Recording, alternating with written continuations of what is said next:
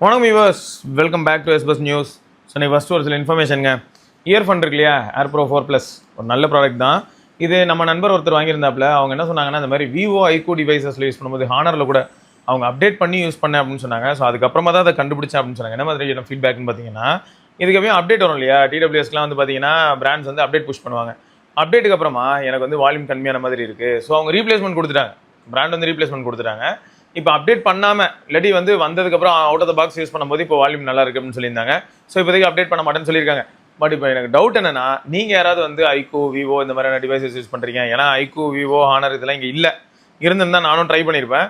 மற்ற ஃபோன்ஸ்லாம் யூஸ் பண்ணும்போது இப்போ பாருங்களேன், இங்கே வந்து ஐஃபோன் இருக்குது, கூகுள் பிக்சல் இருக்குது, ஒன் ப்ளஸ் நம்ம நண்பரோடது இருக்குது, அப்புறம் ஷாமி ஃபோன் இருக்குது. ஸோ இந்த மாதிரியான ஃபோன்ஸில் நான் யூஸ் பண்ணும்போது இது வரைக்கும் ப்ராப்ளம் எதுவும் பெருசாக பார்க்கல. உங்களுக்கு நேட்டிவ் ஈக்குவலைசரு, டால்பி இந்த மாதிரியான விஷயங்கள் வந்து இம்பாக்டை ஏற்படுத்துறத வேணால் பார்த்துருக்கேனே தவிர, பட் வால்யூம் லெவல்ஸ்லாம் நான் பிரச்சனை பார்க்கல. அதனால் உங்ககிட்ட கேட்டு தெரிஞ்சுக்கலாம்னு நினச்சேன். நீங்கள் யாராவது இயர்ஃபோன் வச்சுருக்கீங்கன்னா உங்களுக்கும் வந்து விவோ இல்லாட்டி ஐக்கூ ஃபோன்ஸில் இந்த மாதிரியான ப்ராப்ளம் இருக்கா இல்லையா அப்படிங்கிறத சொல்லுங்கள். இது ஒன்று. ரெண்டாவது, இந்த அதாவது மொபைல் டேட்டா யார் இருக்கலையே அதிகமாக கன்சியூம் பண்ணுறா அப்படின்னு ஒரு டேட்டா வந்து நம்ம நண்பர், நம்ம கம்யூனிட்டி மெம்பர் ஒரு நண்பர் வந்து எனக்கு ஒரு இமேஜாக அனுப்பியிருந்தாங்க. இந்த மாதிரி குஜராத் தான் வந்து மொபைல் டேட்டாவை பொறுத்த வரைக்கும் இந்தியாவிலேயே அதிகமாக கன்சியூம் பண்ணுறாங்க. அதாவது மந்த்லி மொபைல் டேட்டா கன்சம்ஷன் அப்படின்னு பார்க்கும்போது, ஸோ ஒருத்தருக்கு அப்படின்னு பார்த்தா, அதாவது மினிஸ்ட்ரி ஆஃப் கம்யூனிகேஷன் தான் இந்த டேட்டாவை கொடுத்துருக்காங்க. May 2025 figure reference actual average user. ஓ, அப்போது கடந்த ஒரு வருஷம்னு சொல்கிறதுக்கும் காட்டிலும் கொஞ்சம் பழைய டேட்டா தான் சொல்லலாமா? சரி. ஆனால் குஜராத்தில் வந்து 28.5 GB பர் மந்த்து. இதுவே பீகார் எடுத்துக்கிட்டிங்கன்னா 24.2 GB. ஐயா, அது எப்படியா? சரி. யூபியில் 23.9 GB, Tamil Nadu 23.7 GB, Maharashtra 23.3 GB. இப்படி எல்லாருமே போயிட்டு இருக்கும்போது டெல்லி தான் லீஸ்ட்டுங்கிறாங்க. டெல்லி லீஸ்ட்னா ஒருவேளை அவங்க ஏதாவது ஒய்ஃபை ப்ரோக்ராம்குள்ளே இருக்காங்களா? எல்லார் வீட்லேயும் உங்களுக்கு ஃபைபர் நெட் இருந்ததுன்னா ஆட்டோமேட்டிக்காக நீங்கள் அதை தான் கன்சியூம் பண்ணுவீங்க. அதில் தான் இன்னும் குயிக்காக இருக்கும், ஃபாஸ்ட்டாக இருக்கும், ரிலேபிளாக இருக்கும்னு சொல்லி அதுக்கு மூவ் ஆகிடுவீங்க. பட் டெல்லி ஃபுல்லாகவே அப்போ அப்படி தான் மூவ் ஆகிறாங்களா தெரில. பட் டெல்லி வந்து இல்லாட்டி மக்கள் வந்து அவ்வளோ பிஸியாக இருக்காங்க, கண்ட்ரியோட க்ரோத்துக்காக கண்ட்ரிபியூட் பண்ணுறதுக்காக வேலையிலேயே மும்முரமாக இருக்கிறனால இன்டர்நெட் யாரும் யூஸ் பண்ண முடியல, தெரியல.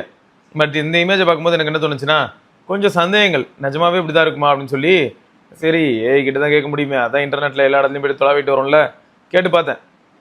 அதுக்கு கிடைச்ச பதில் என்ன அப்படின்னு பார்த்தீங்கன்னா, ட்ராய் வந்து இந்த மொபைல் டேட்டா கன்சம்ஷன் பற்றி டேட்டா கொடுத்துருக்காங்க. அதில் மேக்ஸிமம் வந்து டெலிகாம் சர்க்கிள்ஸை பேஸ் பண்ணி and overall national usage and per user consumption இந்த மாதிரியான டேட்டாக்கு வந்திருக்காங்க. இது வந்து linked data been widely circulated June 2026. So இப்போ தான் வந்து சர்க்குலேட் ஆக ஆரம்பிச்சிருக்கு அப்படின்னு சொல்லியிருக்காங்க. இதில் ஃபஸ்ட் பிளேஸ் நிஜமாவே குஜராத் தான் போட்டிருக்கு. செகண்ட் பிளேஸ் பீகார், உத்தரப்பிரதேஷ், கர்நாடகா, மகாராஷ்டிரா, ராஜஸ்தான், மத்திய பிரதேஷ், ஓகே, ஆந்திர பிரதேஷ், தெலுங்கானா, ஹரியானா. இதுதான் டாப் 10. இதில் டெல்லி தான் was reported as the lowest mobile data consuming region on per user basis அப்படின்னு சொல்லியிருக்காங்க. ஓகே, ஸோ இதை பற்றி நீங்கள் என்ன நினைக்கிறீங்க? டெல்லியில் தான் இருக்கலே கம்மிங்கிறது எனக்கு ஆச்சரியமாக இருக்குது. நான் இதை எதிர்பார்க்கல. சிட்டியில் தான் இருக்கலே ஈஸியாக வந்து ஜாலியாக மோஸ்ட் ரிலையபிள் கனெக்ஷன், எனக்கு ரொம்ப ஸ்பீடாக இருக்கும் அப்படின்னு சொல்லி ஜாலியாக யூஸ் பண்ணுவாங்க நான் நினச்சிட்டு இருந்தேன். இது ஒரு வித்தியாசமான கண்ணோட்டமாக இருக்குது. மேபி அவங்க எல்லோரும் வந்து ஃபைபர் நெட்டோ இல்லாட்டி வந்து ஏர் ஃபைபரோ அந்த மாதிரி மூவ் ஆன் ஆகிட்டாங்களா தெரில. இருந்தாலும் ஒரு நல்ல டேட்டாங்க. அப்புறங்க, OnePlus Nord 5 is back in stock வந்ததுனால 30 35 கிடைக்குதான். இப்போயும் நார்டு 5க்குன்னு ஒரு ஃபேன் பேஸ் இருக்குது. ஸோ யாரெல்லாம் நார்டு 5 வாங்கணும்னு நினச்சிங்களோ, ஸ்டாக் இருக்குதான்னு செக் பண்ணிவிட்டு அமேசானில் வாங்கிக்கோங்க. ஸோ நிறைய பேருக்கு அது வந்து ப்ரிஃபரபிளி குட் டிவைஸாக ஃபீல் ஆகுது. இத்தனைக்கும் நார்டு 6 வந்ததுக்கப்புறமும் கூட அதை ப்ரிஃபர் பண்ணுறாங்க. இன்னொரு விஷயம் என்னென்னா, நார்டு 6ஓட ப்ரைஸ் தான் இப்போ இன்க்ரீஸ் ஆகிடுச்சு. ஸோ அதனால் பார்க்கும்போது இப்போ 30 35 கிடைக்குமான்னு பார்த்தா நார்டு 6 கிடைக்காது. ஸோ நார்டு 5 கிடைக்குது. ஒன் ப்ளஸ் தான் வேணும் நடம் பிடிக்கிறவங்க ஒரு வருஷம் அப்டேட்டை மட்டும் தியாகம் பண்ணால் அதுக்குள்ளே போகலாம். ஞாபகம் வைத்துக் கொள்ளுங்கள். அப்புறம் மறுபடியும் ப்ரைஸ் ஹைக் அலர்ட். இந்த ப்ரைஸ் ஹைக் அப்படிங்கிறத கேட்கும் போதெல்லாம் எனக்கு மைண்டில் என்ன வருது, ஆல்ரெடி நான் சொல்லியிருப்பேன், வாங்க முடியாத ஒரு உச்சத்தை நோக்கி அந்த ப்ரைஸ் வந்து போயிடுச்சு அப்படின்னா நம்ம எல்லாருமே அதை மறந்து வாழ்க்கையில் வேறு ஏதாவது ஒரு விஷயத்தை நோக்கி போயிடுவோம் இல்லையா? அப்படி தான் வந்து இப்போ எல்லாமே போய்கிட்டு இருக்கு. இன்னும் கொஞ்ச நாள் விட்டோம்னா எல்லாருமே அந்த ரேஞ்சை அட்டன் பண்ணிவிடுவாங்க. இப்போ வந்து பார்த்தீங்கன்னா V70 Lite அது வந்து 826 GB வந்து 55K இருந்தது, இப்போது 59K. அப்புறம் 1226 வந்து 64K. V70 வந்து இனிமேல் உங்களுக்கு 54,000 கிடைக்குமாங்க. ஐயா, V70 54,000 கொடுத்து வாங்குறதுக்கு எக்ஸ்ட்ராவாக இன்னொரு 5,000 போட்டு நிறைய பேர் V70 Lite வாங்குவாங்கல்ல.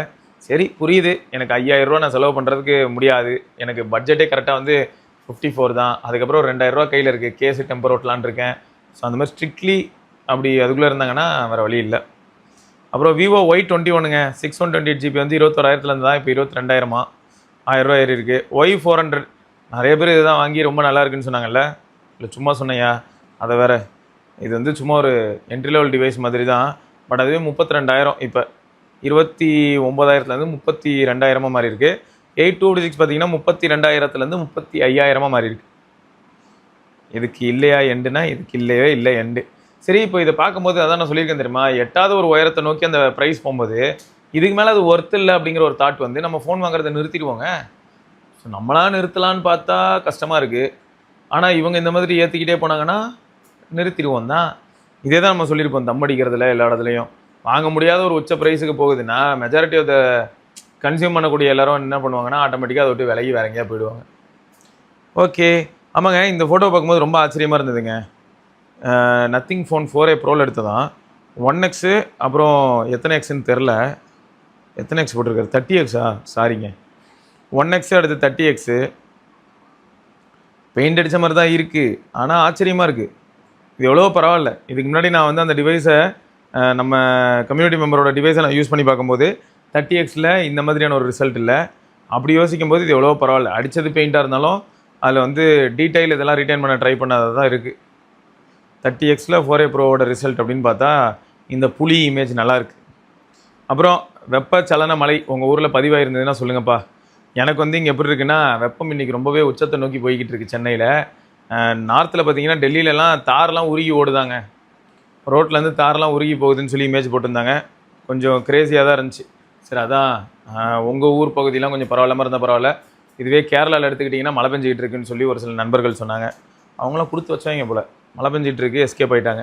அப்புறம் அந்த அன்லிமிட்டட் 5G டேட்டா பீரியட் இருக்கு இல்லையா, இது வந்து அநேகமாக முடிஞ்சிடும். அன்லிமிட்டட் 5G அப்படிங்கிற ஒரு விஷயம் வந்து நம்மளை விட்டு விலகி போயிடும் அப்படிங்கிற மாதிரியான ஒரு சில இன்ஃபர்மேஷன்ஸையும் ட்விட்டரில் இன்டர்நெட்லலாம் பார்க்க முடியுது. பிராண்ட் வந்து இதை பற்றி யோசிக்கிறாங்க, அதான் நெட்வொர்க் ப்ரொவைடர்ஸ் இருக்காங்க இல்லையா, அவங்க இதை பற்றி யோசிச்சுட்டு இருக்காங்கன்னு சொல்லி பார்த்தேன்.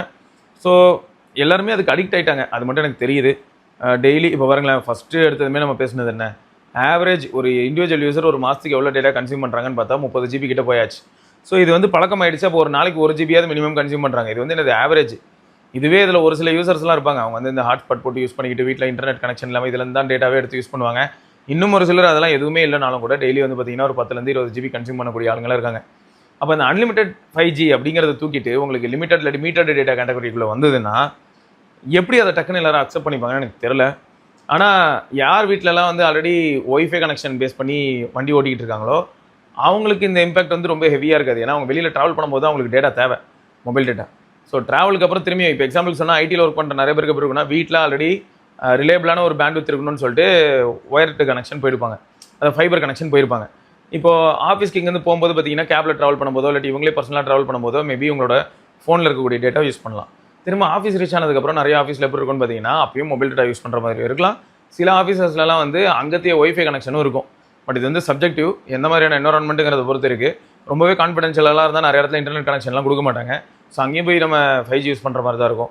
ஈவன் நான் ஒர்க் பண்ணிட்டு இருந்த ஆஃபீஸ்லேயே கூட எப்படி தெரியுமா இருக்கும், பூஸ்டர் வச்சுருப்பாங்கங்க. பூஸ்டர் வச்சு உங்களுக்கு 5Gலாம் செமையாக சிக்னல் பூஸ்ட் பண்ணாங்க நல்லாவே. அப்போ என்னாச்சுன்னா நார்மலாக ஒரு பில்டிங்குள்ளே நீங்கள் என்ட்ரானீங்கனாலே உங்களுக்கு ஆட்டோமேட்டிக்காக சிக்னல் வந்து ட்ராப் ஆகிறத பார்க்கலாம். அதுலேயும் உள்ளே உங்களோட கேபின் அந்த ஏரியாக்குள்ளே நீங்கள் போயிட்டீங்கன்னா, உங்களோட ஒர்க் ஏரியாக்குள்ளெல்லாம் நீங்கள் போயிட்டீங்கன்னா முடிஞ்சிச்சு. மெஜாரிட்டியாக வந்து பார்த்தீங்கன்னா 4G கனெக்ட் ஆகிறதுக்கு கஷ்டப்படும்.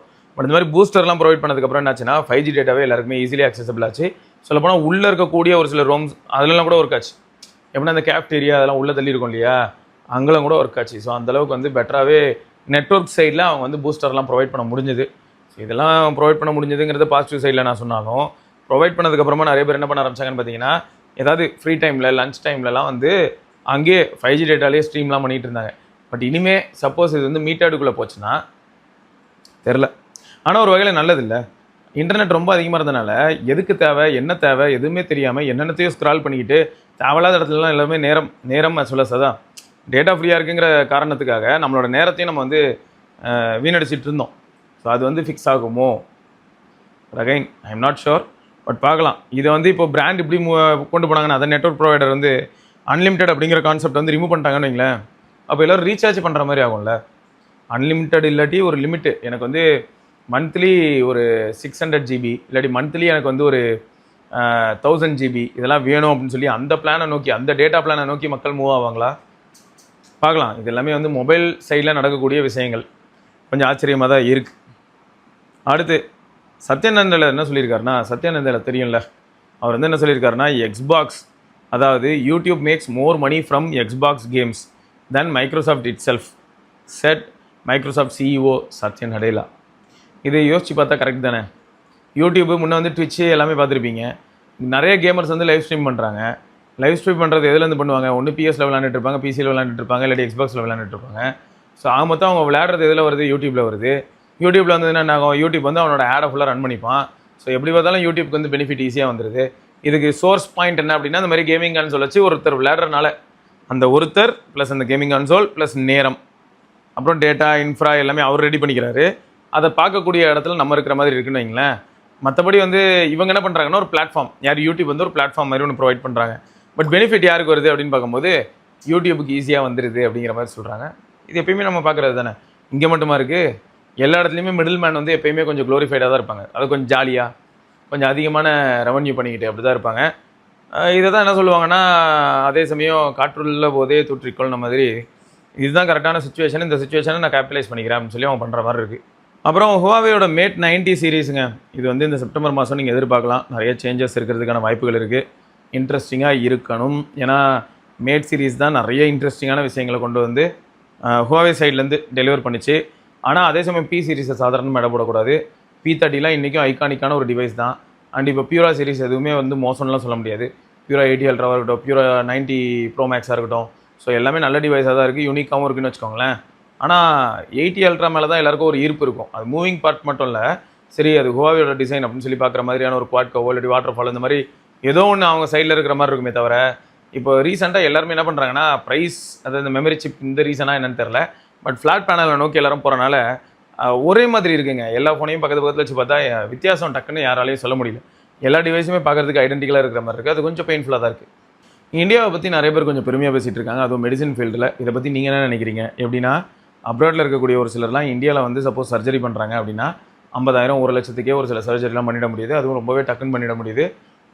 அதிகபட்சம் 1 வீக் அப்படின்ற மாதிரியான டைம் எடுத்துக்கிட்டால் கூட அதுக்குள்ளவே நம்ம ரெக்கவர் ஆகி ஊருக்கே போயிட முடியுது அப்படிங்கிற மாதிரியான ஸ்டேட்மெண்ட்டை நிறையா ஃபாரினர்ஸ் வைக்கிறாங்க. மெடிசன்லாம் கூட பார்த்தீங்கன்னா, இங்கே வந்து $25 இல்லாட்டி $20 இல்லாட்டி $5 கிடைக்கக்கூடிய ஒரு சில பொருள்லாம் அப்ராடில், முக்கியமாக யூஎஸ் இந்த மாதிரியான கண்ட்ரிலலாம் $1000 கிடைக்குது அப்படின்லாம் கூட சொல்கிறாங்க.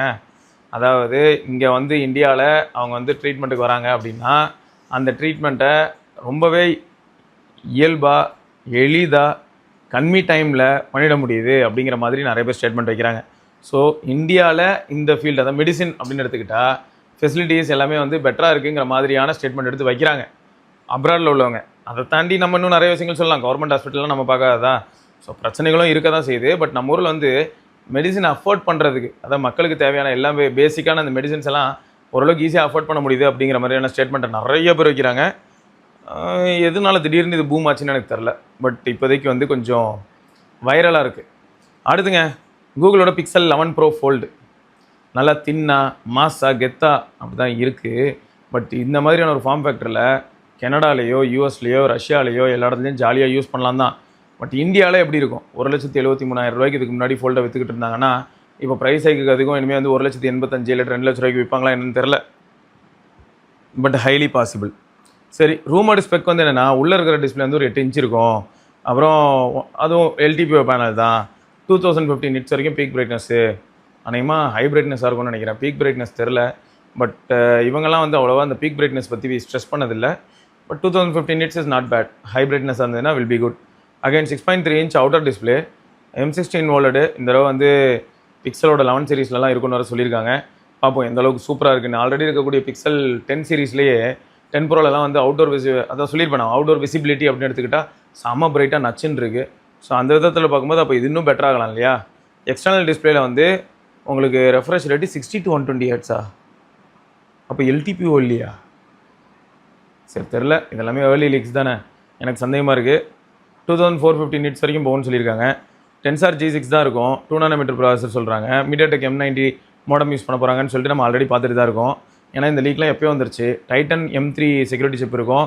புது இது டிபியூ, புது டிபியூ இருக்கும், இமேஜ் ப்ராசர் புதுசாக இருக்கும் ஜிஎக்ஸ்பி, அப்புறம் Android 17 out of the box இருக்கும், 7 வருஷம் அப்டேட் இருக்கும்.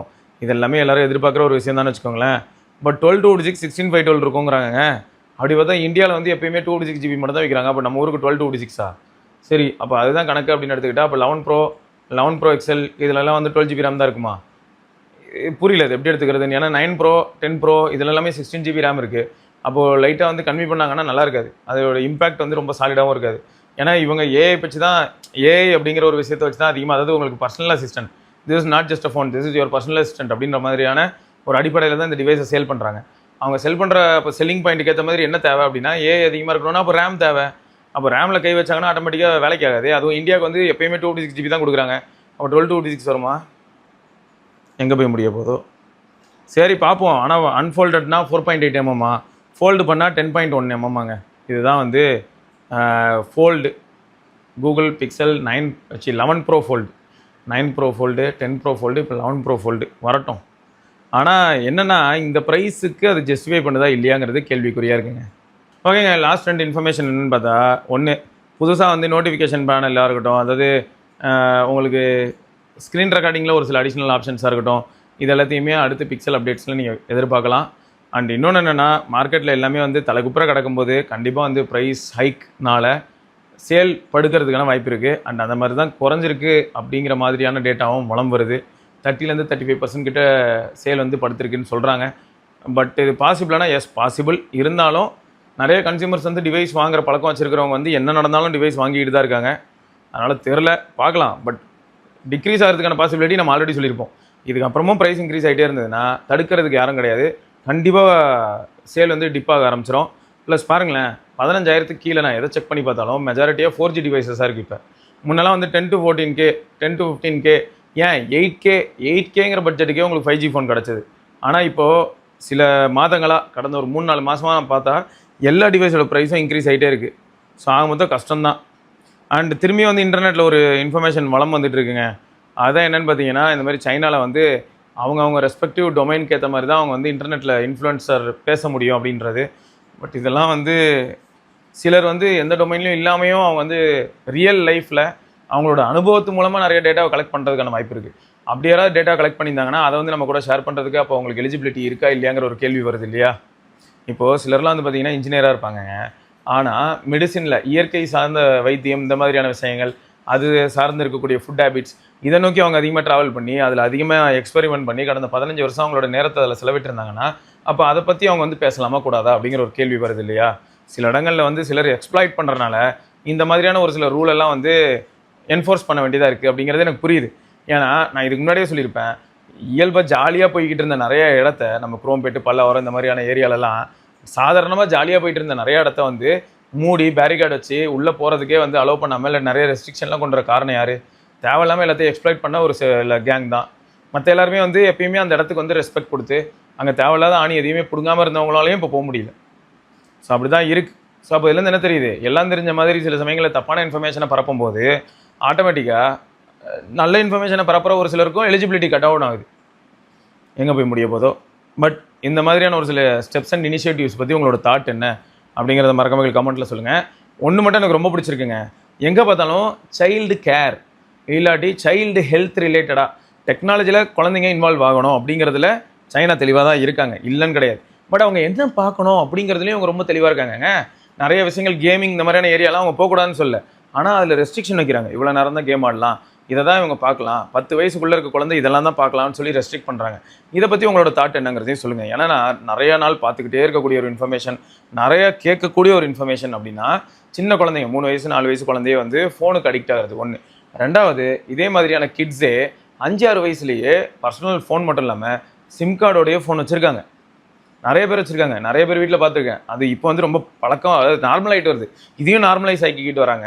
இது தேவைதானா? 5 வயசு 6 வயசு குழந்தைக்கு எதுக்கு சிம் கார்டு? யோசிக்க வேண்டிய ஒரு விஷயம் தானே. அப்பா அம்மா ஃபோனை வாங்கி பாட்டிக்கிட்ட பேசணுமா தாத்தாட்ட பேசணுமா? கூட இருந்தாங்கன்னா நேரில் போய் பேச வேண்டியதான்.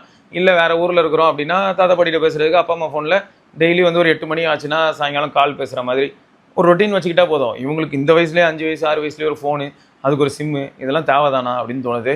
ரைட்டு, எங்கே போய் முடிய போதோ. சில ஆதங்கங்கள் இப்படி தான் இருக்கும். ஓகேங்க. ஸோ இதோட நம்ம இன்னொரு பதிவில் சந்திப்போம். அதற்கு விடைபெற்றுக் கொள்வது சிவபரணி. பார்க்கலாம். பாய்.